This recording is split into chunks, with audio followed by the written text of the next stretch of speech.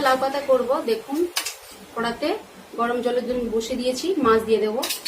মাছের মধ্যে পাতিলেবু দিয়ে দিচ্ছি, কাঁটাটা খুব তাড়াতাড়ি বেরিয়ে যাবে। হলুদ গুঁড়ো, মাছ সেদ্ধ হয়ে গেছে, জল ছেঁকে নেবো। বেসনের মধ্যে লবণ, হলুদ গুঁড়ো, লঙ্কা গুঁড়ো, গরম মশলা গুঁড়ো দিয়েছি। এবার জল দিয়ে ভালো করে মেখে নেবো। কাঁটাগুলো বের করে নেবো। সর্ষের তেল দিয়ে দিয়েছি, পেঁয়াজ কুচি দিয়ে দেবো।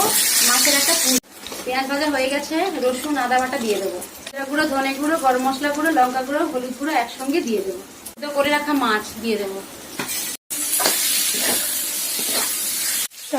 সেদ্ধ করে রাখা আলু, স্বাদ মতো লবণ। কড়াতে সাদা তেল দিয়ে দেবো। পাতার মধ্যে মাছ আর আলুর পুরটা দিয়ে এইভাবে মুড়ে দিলাম। বেসনের মধ্যে ডুবিয়ে তেলে দিয়ে দেবো। মাছের পুর ভরা লাউ পাতা হয়ে গেছে, তুলে নেবো। কত সুন্দর দেখতে আর মুচমুচে আওয়াজ হচ্ছে।